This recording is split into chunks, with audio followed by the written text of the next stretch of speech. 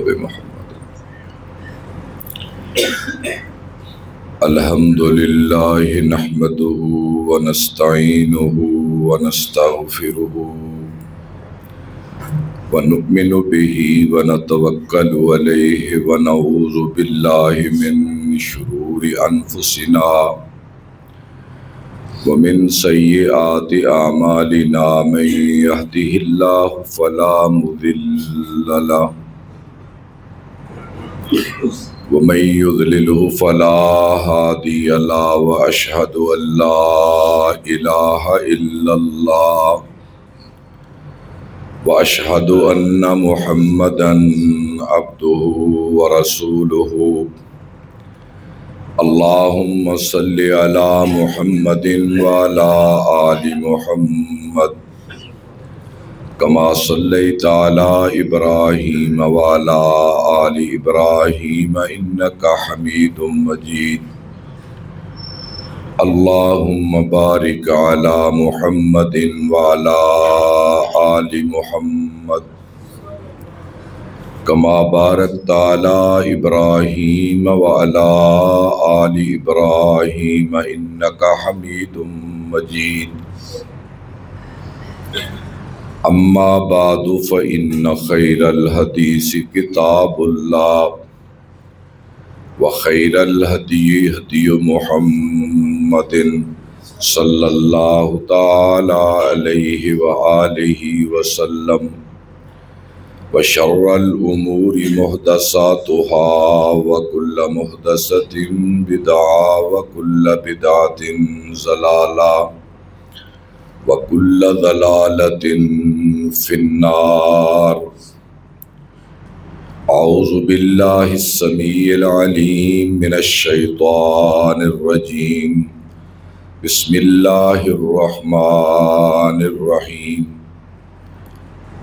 والفجر وليال عشر والشفع والوتر والليل إذا يسر هل في ذلك قسم الذي هجر ألم تر كيف فعل ربك بعاد إرم ذات العماد التي لم يخلق مثلها في البلاد. صدق اللہ مولانا العظیم. قسم ہے وقت فجر کی اور قسم ہے 10 راتوں کی اور قسم ہے قربانی کے دن کی اور قسم ہے 9 ذی الحجہ کی اور قسم ہے رات کی جب وہ روشن ہو رہی ہوتی ہے اپنی تاریکی کے بعد. کیا اب بھی عقل والوں کو کسی اور قسم کی ضرورت ہے؟ کیا دیکھا نہیں تم نے کہ تیرے رب نے عادیوں کے ساتھ کیا کیا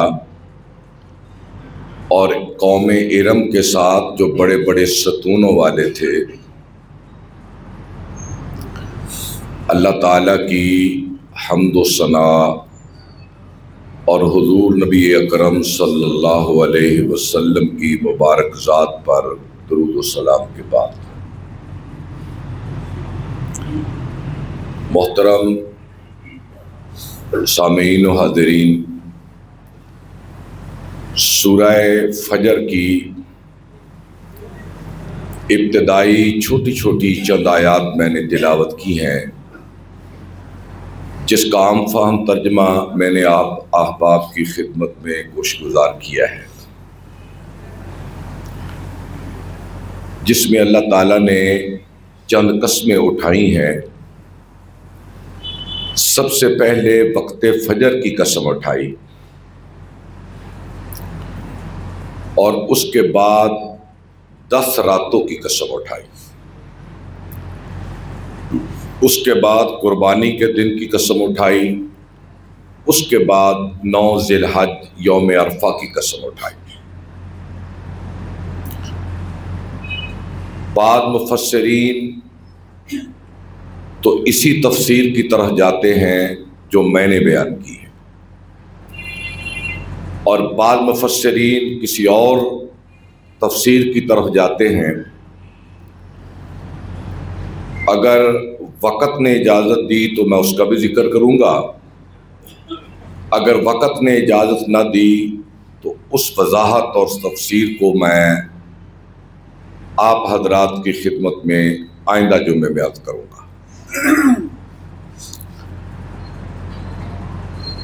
کہ 10 راتوں سے مراد ذی الحج کی یہ پہلی 10 راتیں ہیں۔ قرآن مجید کا یہ اسلوب ہے کہ کبھی تو وہ رات کا لفظ استعمال کر کے مراد اس میں دن بھی شامل ہوتا ہے، اور کبھی دن کا ذکر اللہ کرتا ہے تو اس میں قرآنی اسلوب کے مطابق رات شامل ہوتی ہے۔ تو جہاں بھی دن کا ذکر کیا گیا تو مراد اس میں رات شامل ہے، جہاں رات کا ذکر کیا گیا خود بخود اس میں دن شامل ہے۔ تو اب ترجمہ کیا ہوا کہ تیرے رب کو ان 10 دنوں اور 10 راتوں کی قسم۔ تو قرآن مجید میں اللہ تعالیٰ نے جہاں بھی کسی چیز کی قسم اٹھائی ہے نا، وہ اس چیز کی بزرگی کو ظاہر کرتا ہے، اس چیز کی عزت اور احترام کو ذکر کرتا ہے۔ جیسے قاف والقرآن المجید، لوگوں قسم ہے ہمیں قرآن مجید کی۔ یاسین، قسم ہے مجھے اے میرے حبیب تیری۔ لعمرک، اے میرے حبیب مجھے قسم ہے تیری زندگی کی۔ وکیل ہی، اور مجھے قسم ہے میرے نبی تیرے بول کی۔ کبھی اللہ نے آمد شب و روز کی قسم اٹھائی، کہیں آمد لیل و نہار کی قسم اٹھائی۔ یعنی جو چیز جس کی اللہ قسم اٹھاتا ہے اس سے اس کی بزرگی ظاہر ہوتی ہے، اس کا احترام شامل ہوتا ہے۔ تو اس لیے ان 10 دنوں کا احترام، ان کی عزت، ان کا وقار اللہ کی اس قسم سے ہمیں نظر آتا ہے۔ اور قرآن مجید میں 2 جگہ پر اللہ نے فرمایا کہ بھئی گنتی کے ان چند دنوں میں اپنے اللہ کو یاد کرو۔ وہاں سے مراد بھی ذی الحجہ کے یہ ابتدائی دن ہیں، مخصوص دنوں میں اللہ کو بہت زیادہ یاد کرو۔ یہی وجہ ہے کہ بعض صحابہ کرام جن میں عبداللہ بن عمر شامل ہے، وہ پہلی ذی الحجہ سے ہی تکبیریں کہنا شروع کر دیتے تھے، اللہ اکبر، اللہ اکبر، لا الہ الا اللہ واللہ اکبر، اللہ اکبر وللہ الحمد۔ اس سارے حسین نغمے میں اللہ کی بڑائی ہی بڑائی ہے۔ اللہ بہت بڑا ہے، اللہ بہت بڑا ہے، اللہ کے سوا کوئی بڑا نہیں، وہی بڑا ہے، اور اسی کے لیے ہی ہر قسم کی تعریف اور بلندی ہے۔ بعض صحابہ تو پہلی ذی الحج سے اس حسین نغمے اور ترانے کو کہنا شروع کر دیتے تھے، لیکن 9ویں تاریخ سے، یعنی آج اتفاق سے 9ویں ذی الحج ہے، فجر کی نماز سے لے کر 13 تاریخ کی عصر تک تو سنت ہے ہر نماز کے بعد اللہ کی بڑائی بیان کرنا، لیکن یہ سنت ہم سے چھوٹتی جا رہی ہے۔ بہت کم نظر آتا ہے کہ لوگ نمازوں کے بعد اس تکبیر کو کہتے ہوئے ہمیں نظر آئے۔ یہ سنت ہے، اور یہ سنت رسول اکرم صلی اللہ علیہ وسلم کی 10 دنوں میں بالخصوص 9ویں سے 13 تک یہ ہوتی تھی۔ اس لیے احباب ہر نماز کے بعد بلند آواز سے اس آیت کی تعمیل کرتے ہوئے کہ ان دنوں میں اپنے اللہ کو خوب یاد کرو، اس کی بڑائی خوب بیان کرو، اس کی بزرگی خوب بیان کرو۔ یعنی یہاں یہ ترانہ ہے، تو اس کے مقابلے میں چونکہ حج بھی انہی دنوں میں ہے، 9 عرفہ حج کا دن ہے، یعنی وقوف عرفہ جسے کہتے ہیں، یہ حج کا رکن اعظم ہے. حج کا یہ رکن اعظم ہے کہ جو شخص عرفات میں نہیں پہنچتا اس کا حج نہیں ہے. تو ان دنوں میں یہ ترانہ رکھ دیا، لبیک اللہم لبیک لبیک لا شریک لک لبیک ان الحمد والنعمت لک والملک لا شریک لک. اس میں بھی ساری بڑائی ہے. اے اللہ میں حاضر میں حاضر میں حاضر، تیرا کوئی شریک نہیں، ملک تیرا، سلطانی تیری، بادشاہت تیری، یا اللہ ہر نعمت تیری طرف سے، میری اوقات کیا ہے. یہ بھی بڑائی ہے کہ اپنی ذات کی نفی کرنا، اللہ کی بڑائی بیان کرنا، کہ اللہ کو کہنا کہ یا اللہ میں کچھ نہیں ہوں، میں کچھ نہیں ہوں، سب کچھ تو ہے، الہی میرا کچھ نہیں ہے، سب کچھ تیرا ہے. یہ اپنی عاجزی کا ذکر کرنا اور اللہ کی بڑائی بیان کرنا حقیقت میں بڑائی یہ ہے. تو ان دنوں میں یہ اللہ کی تکبیرات زیادہ سے زیادہ کہنی چاہیے. تو خیر، ان 10 دنوں کے بارے میں احادیث موجود ہے کہ آپ نے فرمایا کہ جس قدر اللہ کو نیک عمل ان 10 دنوں میں پیارا ہے، اوروں میں اس کے مقابلے میں نہیں ہے. تو اس لیے تم جلدی کرو کہ ان دنوں میں جہاں تک بن پڑے، جہاں تک ہو سکے، تم زیادہ سے زیادہ نیک اعمال کرتے رہو. یہ بہاریں بنائی ہے نا، جیسے موسم ہے اللہ کے بنائے ہوئے نا. یہ خزاں ہے، یہ گرما ہے، یہ سرما ہے، یہ بہار ہے. اس طرح نیکیوں کی بھی خزائیں ہیں، نیکیوں کی بھی بہاریں ہیں، نیکیوں کے موسم بھی تبدیل ہوتے ہیں اللہ کے حکم کے ساتھ ساتھ جس کا وہ انتخاب کرتا ہے. آگے فرمایا، میں اس ترتیب کو ذرا آگے پیچھے کرتا ہوں. اور پھر فرمایا ہمیں قسم ہے 9 ذی الحج کی. 9 کا ذکر تو نہیں ہے نا، یہاں 2 لفظ استعمال ہوئے، ایک ہے وتر اور ایک ہے شفع.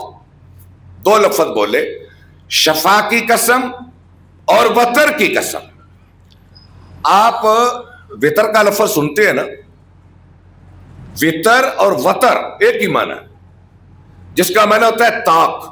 وتر کتنا ہوتا ہے؟ 1 3 5 آپ پڑھ سکتے ہیں. تو طاق وہ عدد ہوتا ہے جو تقسیم نہیں ہوتا. مثلا 1 3 5 7 9 11 13 15 17 19 21، یہ طاق عدد ہے، یعنی جو تقسیم نہیں ہوتا. تو عرفہ چونکہ 9 ہے نا، اور 9 تقسیم نہیں ہوتا، تو اس سے مراد ہے طاق دن. طاق دن وہ کون ہے؟ 9 ذی الحج. اور قسم ہے ہمیں 9 ذی الحج کی، یعنی یوم عرفہ کی، یہ کہہ لو ترجمہ اس کا. تو اس سے بھی 9 ذی الحج کی اہمیت ظاہر ہوتی ہے، اور یقیناً بہت ساری اہمیت ہے اس دن کی. اور اس دن کے روزے کے متعلق یقیناً آپ زیادہ احباب روزے سے ہوں گے کہ آپ نے، اور یہ صحیح حدیث ہے نا آج کے روزے کی، 9 ذی الحج کی. یہ ایک الگ بحث ہے کہ سعودی عرب میں 9 کسی تاریخ کو ہے، یہاں کسی تاریخ کو ہے. یہ ایک الگ علمی بحث ہے، اس میں جانا نہیں چاہتا. لیکن چونکہ اوقات اللہ نے دنیا پہ بنائے ہیں، جیسے لیلۃ القدر یہاں کوئی ہوتی ہے، ادھر کوئی ہوتی ہے، ادھر کوئی ہوتی ہے، ادھر کوئی ہوتی ہے. لیکن ہم لیلۃ القدر کا اہتمام اس تاریخ سے کریں گے جو ہمارے ہاں موجود ہے. ہم سعودی عرب کی لیلۃ القدر کا اہتمام تو نہیں نہ کریں گے. اسی طرح ہماری 9 ذی الحج آج ہے، آج کا ہمارا روزہ ہے. اور آپ نے فرمایا جو اس دن کا روزہ رکھتا ہے 1 سال بقیہ اور 1 سال ماضی کے اللہ تعالیٰ اس کے گناہ معاف کر دیتا ہے. یہ روزے کی اہمیت بھی جس طرح قسم اٹھائی اس دن کی اہمیت ہوئی، اسی طرح رسول اکرم صلی اللہ علیہ وسلم نے ان لوگوں کے لیے روزے کی فضیلت بیان کی جو عرفات میں نہیں ہے. اہل عرفات کے لیے روزہ تو نہیں ہے نا، روزہ 9 ذی الحج کا ہے، وہ جہاں بھی ہو. تو خیر، اس دن کی اہمیت کے پیش نظر دیکھو نا، اس کو حج کا رکن اعظم رکھا ہے اس دن کو کہ وہاں جانا ہے. جو نہیں جائے گا اس کا حج نہیں ہے. اس کی اللہ کی حکمتیں جو بھی ہیں اور بھی بہت ساری اہل علم نے بیان کی.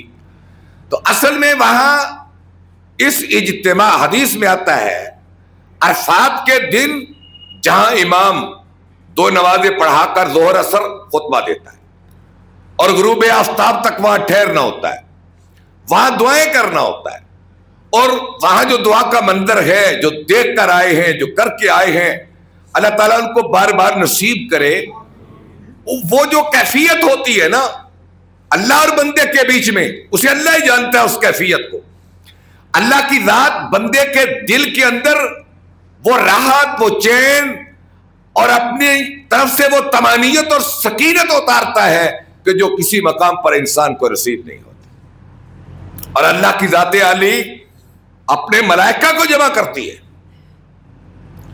اور جمع کر کے فرماتی ہے، لوگ اے میرے ملائکہ، یہ ہیں میرے خلق ابن آدم، جن کے باپ آدم کی تخلیق پہ تم نے اعتراض کیا تھا اور تم نے کہا تھا کہ اللہ یہ تو زمین میں فساد پھیلائے گا، ذرا دیکھو ان کو،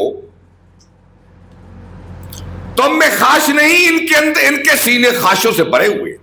ملائکہ میں تو کوئی خاش نہیں ہے نا، انسانی سینے تو ابھر رہے ہیں خاشات سے۔ محبت کے بت اللہ نے اس کے دل میں رکھ دیے، کہیں اولاد کی محبت کا بت، کہیں بیوی کی اولاد کا محبت، کہیں قبیلے کی اہمیت کا بت۔ قل ان کان آباؤکم، یہ تفصیل پوری موجود ہے، آباؤکم قل ان کان آباؤکم وابناؤکم وازواجکم واخوانکم وعشیرتکم واموال اقترفتموها وتجارۃ تخشون کسادها ومساکن طیب ومساکن ترضونها، یہ ساری محبت کے بت ہے۔ یہ زراعت، یہ دکانداری، یہ اولاد، یہ ہٹو بچوں کے شور، یہ دنیا میں شہرت اور عزت، یہ آباء و اجداد، یہ سب محبت کے بت ہیں۔ یہ میرا بندہ سب کو توڑ کر، سب کو چھوڑ کر، آج کل تو آپ جانتے ہیں حج مہنگا کتنا ہے، حج مہنگا کتنا ہے، اتنے پیسے خرچ کرتا ہے تو دولت کی محبت کو دل سے نکال کے کرتا ہے نا۔ اس نے دولت کی محبت کا بت بھی توڑا، اپنی بیوی، اپنے بچے، اپنے والدین، اپنا وطن، اپنا خاندان بھی چھوڑا، اور اپنے لباس کو بھی میری رضا کے لیے اتار دیا اس نے۔ اور دو کپڑے پہن کر وہ اتنا دور دراز کا سفر، میں نے شاید پچھلے جمعے میں سورہ حج کی آج پڑھی تھی کہ ابراہیم علیہ السلام نے کہا پہاڑ پہ چڑھ کر تم وَأَذِّن فِي النَّاسِ بِالْحَجِّ، اے میرے ابراہیم حج کا اعلان کر دو۔ یا اللہ، یہاں یہ پہاڑ، نہ ہموار رستے، نہ سرسبز اور شاداب نہریں، نہ کھیت کھلیان، اور پہاڑ ہی پہاڑ، ریت ہی ریت، ریگستان، کھنڈرات، سنگلاخ زمین، یا اللہ لوگ کہاں سے آئیں گے؟ تو جواب اللہ نے سورہ حج میں دیا، فرمایا یاتوک رجالا وعلی کل ضامر یاتین من کل فج عمیق، اے میرے ابراہیم اعلان کر دینا تیرا کام ہے، اور انسانیت کو یہاں لانا تیرے خدا کا کام ہے۔ آئیں گے وہ کس پر؟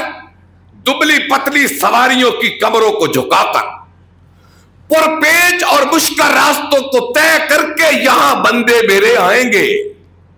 جا رہے ہیں کہ نہیں جا رہے؟ فضاؤں میں اڑ کے جا رہے ہیں، بحری راستوں کو کے سینے چیر کے جا رہے ہیں، پیادہ جا رہے ہیں، سوار جا رہے ہیں، معذور جا رہے ہیں، بوڑھے جا رہے ہیں، زندگی کی امیدیں جن کی ختم ہو رہی وہ جا رہے ہیں۔ اور اللہ تعالیٰ فرماتے ہیں میرے ملائکہ اتنی دور سے آئے، کوئی مشرق سے آیا، کوئی مغرب سے، کوئی شمال سے، کوئی جنوب سے، ایک لباس میں روتے ہوئے آئے، روتے ہوئے آئے۔ وَلَمْ يَرَوْا عَذَابِي، ان عرفات میں 50 لاکھ بندوں میں سے کسی نے بھی میری دوزخ کا عذاب نہیں دیکھا، اور نہ اپنے خدا کو دیکھا ہے،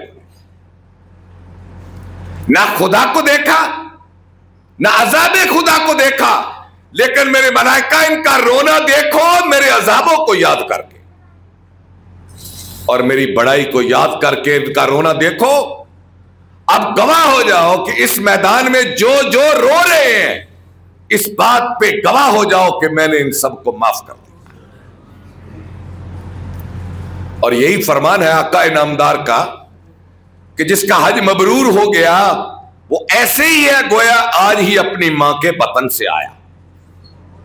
اب مبرور تو ہم نے کرنا ہے نا, وہ ہم نے دیکھنا ہے ہماری روزی کتنی حلال کی ہے, ہم وہاں کیا لے کر گئے. کہتے ہیں نا مسجد حرام میں 1,00,000 نماز کا ثواب ملتا. میں کہتا ہوں پہلی قبول ہو جائے نا, پہلی, تو پھر 1,00,000 بھی بن جاتی ہے. اگر پہلی قبول نہ ہو تو 1,00,000 کیسے بنے گی. اگر آپ اس قابل بن کے گئے ہیں کہ عرفات میں آپ کی حاضری کو اللہ, اگلی حدیث ہے آپ نے فرمایا پھر ایک حج کرنے والا میدان عرفات میں بیٹھ کر روتا ہے اونچی اونچی آواز سے, بڑا گندا سر والا, سر میں سر خاک میں اٹا ہوا, اور اللہ کہتا ہے مشربک کا حرام و مطعمک کا حرام انا یستجاب لذاک.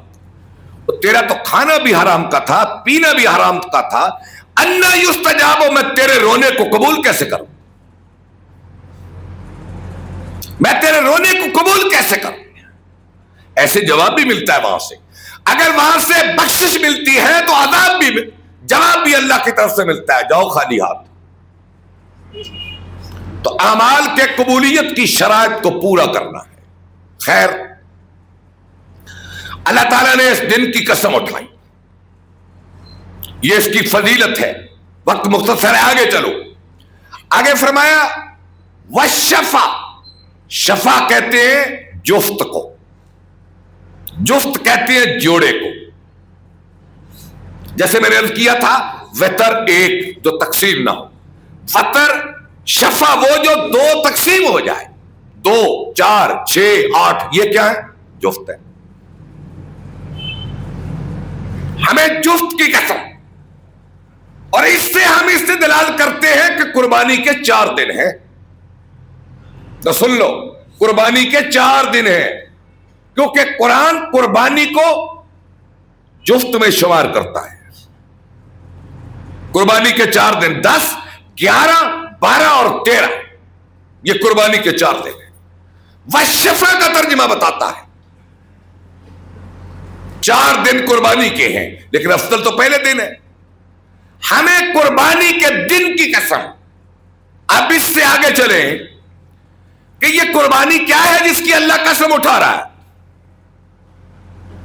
اس کی تفصیلات آپ خطباء کی زبان سے, علماء سے واقعہ اور ان کی تفصیلات سنتے رہتے, میں اس کی طرف نہیں جانا چاہتا. وقت کے دامن میں اتنی گنجائش نہیں کہ میں واقعات کی تفصیل بیان کروں. حال البتہ قربانی یہ تھی کہ اللہ نے اپنے ابراہیم کو جب بار بار بار آزما لیا اور ہر جنگ میں شیطان کے خلاف ابراہیم جیت گئے, یہ بتوں کو توڑ کر شیطانی عمل کے خلاف جیت گئے. اللہ نے آگ سے بچایا, ہجرت کر کے چلے گئے, ایک سے ایک امتحان بڑھتا گیا. اب آخری امتحان اور بڑا امتحان,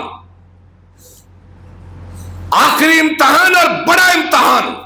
ذرا چشم تصور میں یہ تصور کر کے تو دیکھیں کہ اگر ہمیں یہ کہا جائے اور خواب میں, میں نہیں موازنہ کرتا, پیغمبر کا خواب وہی ہوتا ہے, ہمیں کوئی آ کر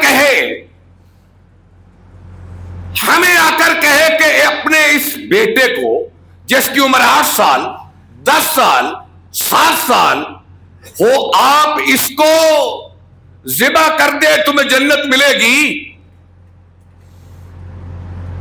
ذرا چشم تصور میں تصور کر کے تو دیکھو. قربانی کا عنوان اپنی جگہ پہ بڑا اہم ہے, لیکن میں سمجھتا ہوں قربانی کے مقابلے میں باپ بیٹے کی گفتگو بڑی اہم ہے. باپ اور بیٹے کی گفتگو بڑی اہم ہے. اور یوں نظر آتا ہے کہ چونکہ رہائش تو کعبے کے قریب تھی نا، حضرت حاجرہ اور یہ کنواں، یہ چشمہ جو زمزم کا تھا اس کے پڑوس میں تھے، اور مینا تو یہاں سے 4-5 میل کا سفر ہے، 4-5 میل کا سفر ہے. تو ادھر کہا ہوگا بیٹا یا بنیا انی ارا فی المنام انی اذبحک، آج میں نے خواب میں دیکھا ہے کہ میں تمہیں ذبح کر رہا ہوں. فانظر ماذا ترى، تیرا کیا خیال ہے؟ قرآن عمر کا تعین نہیں کرتا، قرآن کہتا فلما بلغ معه السعی، جب اسماعیل دوڑنے کے قابل ہوا. اس سے میں نے عمر کا تعین کیا 6 سال 8 سال 10 سال. دوڑنے کے قابل ہوا تو باپ نے بیٹے سے کہا بیٹا میں نے خواب میں دیکھا ہے کہ میں تجھے ذبح کر رہا ہوں. فانظر ماذا ترى، تیرا کیا خیال ہے؟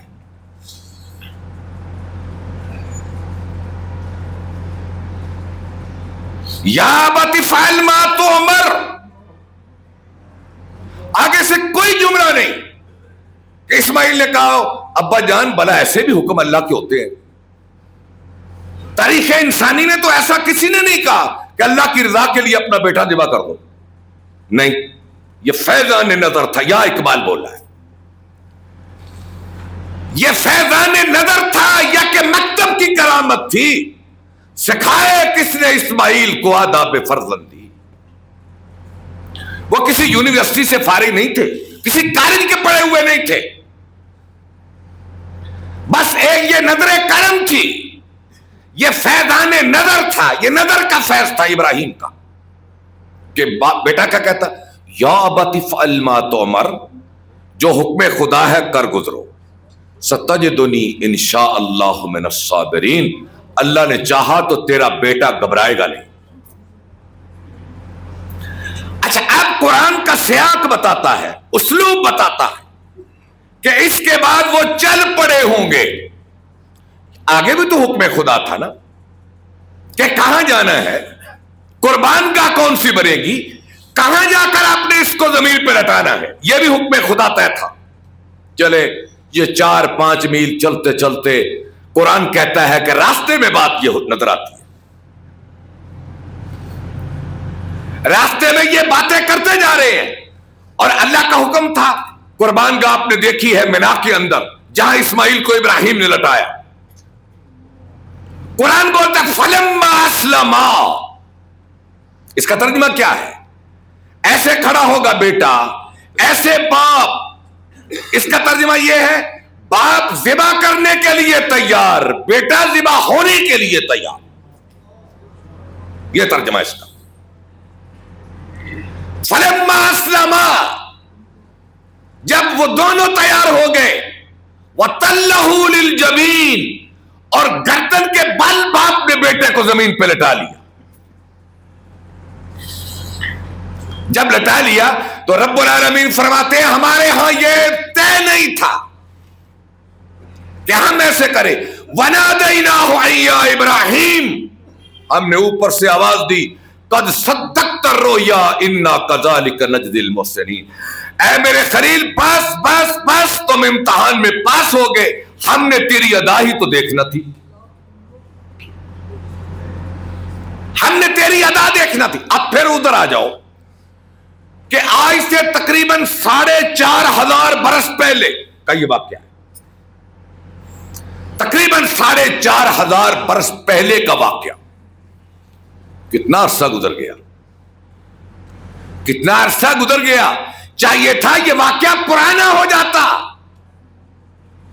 اور پھر مینا کے پہاڑوں کے درے اور وادی کے اندر واقعہ ہوا جہاں کوئی انسان گواہ نہیں تھا. ہے تھا کوئی گواہ؟ جب یہ واقعہ پیش آیا تو کوئی انسانی جسم گواہ تھا؟ نہیں تھا. کوئی قبیلہ آباد تھا؟ نہیں تھا. کوئی قوم تھی؟ نہیں تھی. وہاں کوئی نہیں تھا. یا ابراہیم تھا یا اسماعیل تھا. اس گمنام وادیوں سے، اس